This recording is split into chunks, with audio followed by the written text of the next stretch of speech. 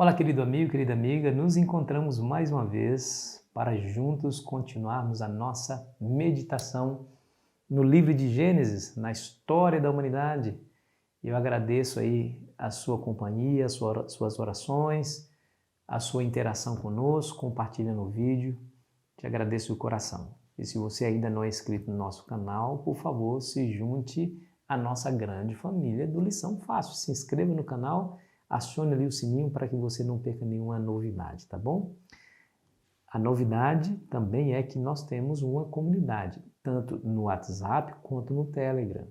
E aqui na descrição desse vídeo nós vamos colocar o link para que você acesse e se inscreva nesse grupo, porque ali você recebe o videozinho e aí você pode compartilhá-lo com mais facilidade, tá bom? Se inscreva lá nas nossas comunidades. Um idioma. Bom, você há de convir comigo que unidade é uma coisa muito boa, né? Deus fala que nós devemos ser um, né? Que tenhamos a mesma forma de pensar, a mesma linguagem, né? A mesma forma de falar. Mas parece que lá na Torre de Babel isso não foi visto com bons olhos por Deus. Claro, existe uma intenção por detrás daquilo. Vamos ao texto bíblico de hoje, que está lá em Gênesis 11, versículo 1 a 4, que nos diz: Ora, em toda a terra havia apenas uma linguagem e uma só maneira de falar. Sucedeu que, partindo eles do Oriente, deram com a planície na terra de Sinar, e habitaram ali. E disseram uns aos outros: Vinde, façamos tijolos e queimamo-los bem. Os tijolos serviram-lhe de pedra e o betume de argamassa. E disseram: Vinde, edifiquemos para nós uma cidade e uma torre cujo topo chegue até os céus, e tornemos célebre o nosso nome, para que não sejamos espalhados por toda a terra. Que coisa interessante, né? Bom, o intento aqui de se construir essa cidade, essa torre que chega até o céu, era justamente ir em franca oposição àquilo que Deus havia dito para Noé. Multiplicai-vos e enchei toda a terra. Nós já vimos isso nas lições anteriores.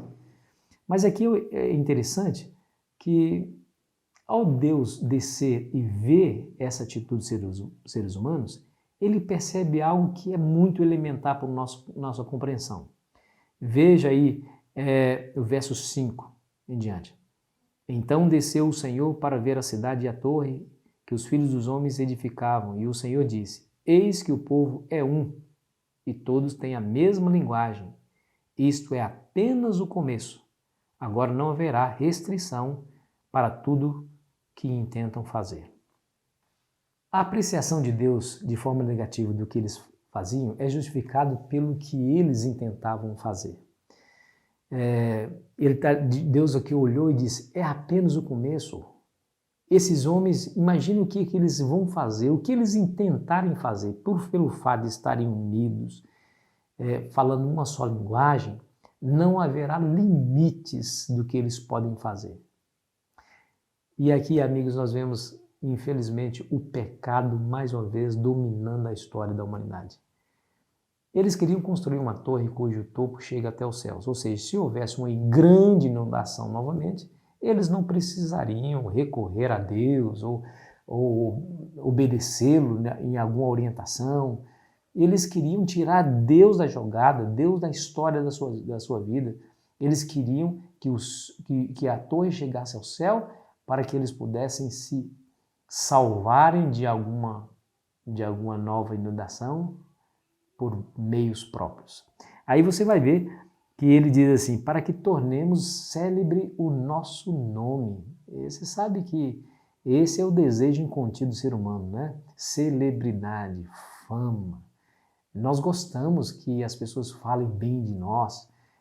Alguns fazem o que fazem para receber aí notoriedade, né? O que diga é nós, né? Que estamos vivendo aí na era das redes sociais, que as pessoas fazem o que fazem para receber uma visualização, um like, né?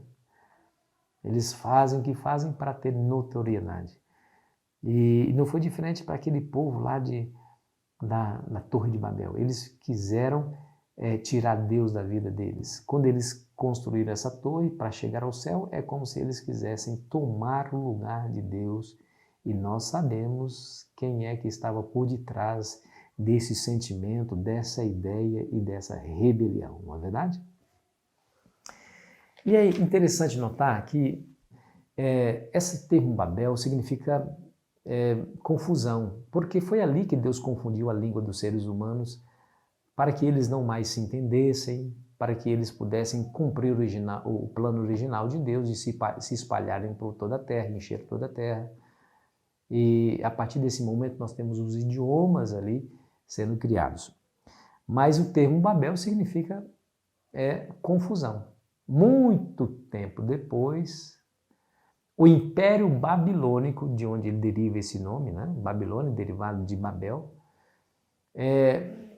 para que as pessoas de todas as províncias, de todo o império, pudessem declarar que Babilônia era a sua soberana, ou seja, para que pudessem admitir que em Babilônia havia poder sobre todas as nações e que os deuses e a religião dos babilônios, a religião era superior e os deuses superiores aos outros deuses, os demais deuses das nações, ele então ergue uma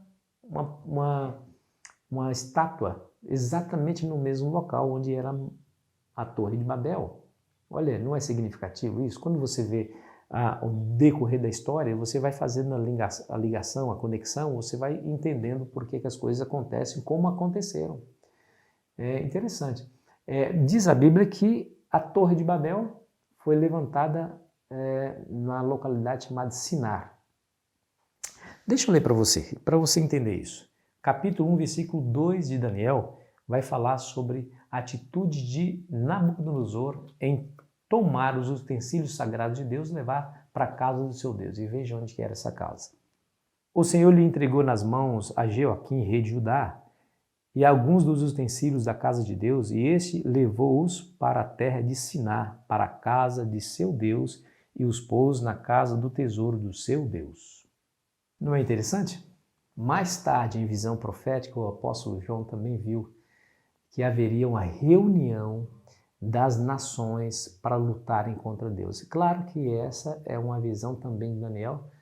Lá no capítulo 2 vai falar que as nações tentariam se ligar novamente. Mas lembra-se que os pés da estátua, que era formado por barro e ferro, os pés da estátua seriam não o quinto império, mas o mesmo império romano, sendo dividido em 10 partes, por isso os 10 dedos da estátua. Mas os pés seriam formados de ferro e de barro. Assim como o ferro não se liga ao barro, essas nações nunca mais se uniriam novamente para tornar-se um grande império. E bem que tentaram, viu? Napoleão tentou, tentou também, Hitler tentou, e muitos outros tentaram unir novamente a Europa, que foi... A Europa é o resquício do Império Romano. O Império Romano dominava tudo o que hoje nós chamamos de Europa. Foi dividida lá a partir do ano 476 depois de Cristo, com a queda do Império Romano. E eles tentavam, pelo casamento eles tentavam. Era um príncipe de uma família real, casava-se com a princesa de outra família real e unia as duas famílias num só brasão, tentando aí unificar a Europa. Mas a profecia já dizia, Daniel 2, versículo 43. Quanto ao que viste do ferro misturado com barro, do lodo, misturar-se-ão mediante casamento, mas não se ligarão um ao outro, assim como o ferro não se mistura com o barro. E é significativo o fato de que foi esse o intento lá de Babel, quando eles queriam ser um só povo, falar uma só língua, estarem totalmente unidos para poder cumprir os seus desígnios, seus planos, seus objetivos com mais facilidade. E Deus foi lá e os espalhou. Diz a Bíblia que eles tentariam novamente, mas falhariam terrivelmente. Querido amigo, querida amiga, nada escapa ao controle de Deus. Se Deus disse que eles tentariam unir pelo casamento, mas não conseguiriam, assim como o barro não se mistura com o ferro, não adianta você tentar, não adianta quem quer que seja tentar, nem que seja Hitler com o poder que tinha na mão, Napoleão Bonaparte e tantos outros grandes estadistas com grande poder na mão, eles tentariam, mas terrivelmente falhariam, porque Deus já havia dito, não irão se unir novamente. Isso mostra para mim e para você como que Deus é poderoso, né? Então, se nós servimos um Deus tão poderoso assim, eu me pergunto, por que temer o futuro? Nós vamos temer o futuro somente quando esquecermos como Deus nos guiou no passado. Aí você tem razão para temer o futuro. Mas se você olhar para o decurso da história, vendo Deus operando os seus desígnios e que nada e ninguém pode freá-los ou impedi-los, você vai perceber que o final da história será da mesma forma. Ou seja, tudo vai redundar, findar no bem do povo de Deus. Tudo vai ser para a honra e glória do nome do Senhor, para a alegria e felicidade do seu povo. Você não acha isso maravilhoso? O seu futuro já está bem delineado, está escrito, revelado por Deus. É só você acreditar. Se renda ao Senhor, espere nele, que ainda que você passe por problemas no presente, o seu futuro é brilhante, o seu final será glorioso, porque o Senhor Jesus voltará a essa terra, colocará na sua cabeça e na minha uma coroa inacessível e sentaremos com ele no seu trono, pois essa é a sua promessa. Vale a pena esperar e vale a pena ser fiel nesse tempo, no tempo presente. Vamos orar? Pai querido que estás nos céus, nos ajude, Senhor, a permanecermos firmes, inabaláveis, na confiança e na fé no Senhor, para que quando chegar os eventos finais, possamos estar do lado certo da batalha. Em nome de Jesus. Amém. Foi muito bom estar com você, querido amigo, querida amiga. Amanhã continuaremos a nossa jornada espiritual. Eu espero você aqui ansiosamente. Aproveite bem o seu dia.